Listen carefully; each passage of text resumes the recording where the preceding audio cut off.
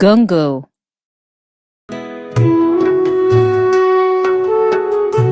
The day Ekaete was born, the whole community erupted in screams of disbelief.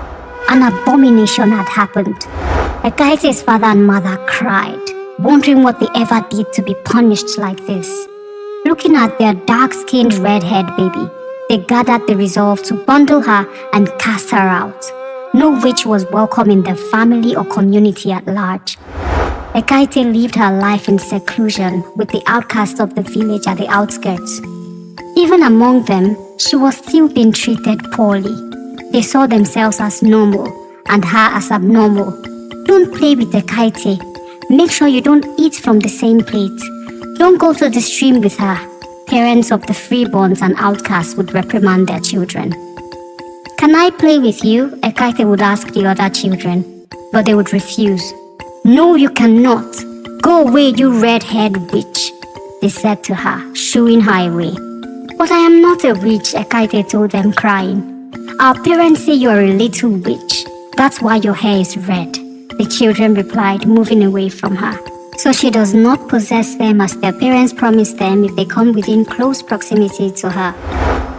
Ekaete lived a very lonely life, having only music, gardening and animals to keep her company, singing to herself or playing the flute. When she turned 15, the outcasts got so jealous of her beauty and the fact that she was favored by the gods. When the crops of other people fail, Ekaete's crops would grow very healthily. If their animals failed to reproduce, Ekaete's small number of animals would reproduce fine. Her few hens laid enough eggs to sustain her. You witch!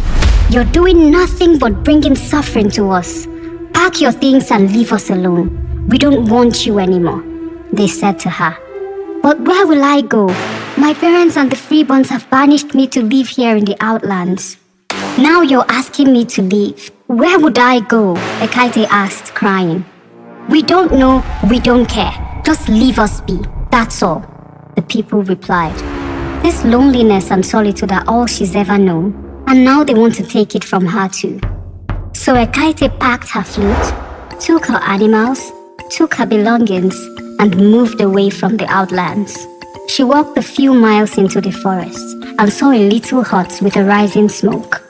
She summoned courage and walked to the hut. It was getting dark and she needed somewhere to pass the night. Knock, knock, Ekaete said as she got to the hut. There was no reply. Knock, knock, she said again. Come to the back, an elderly voice said. She went to the back and saw an old albino woman cooking over a fire. Mama, good evening. I was passing through and wondered if I could pass the night here since it's getting late, Ekaete said. Of course, my daughter. I don't get that many visitors, so I'll be glad to have you, the old woman replied. Ekaete settled in and sat opposite the old woman. The old woman looked at Ekaete for a while and smiled. Are you not afraid of me? She asked her. Ekaete shook her head. Why will I be? You're a kind woman and helped me in my time of need, she said. My complexion or lack thereof doesn't disturb you? The old woman asked her. No, it doesn't, Ekaete replied. What is a young child such as yourself doing wandering alone by this time of the day? She asked worriedly. Ekaete told her about how her parents and village accused her of being a witch, abandoned and ostracized her because of her red hair.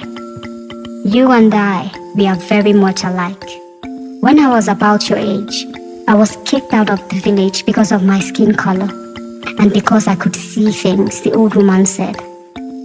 What do you mean when you say you can see things? Ekaete asked. I can see glimpses of the future, but you shouldn't worry about that.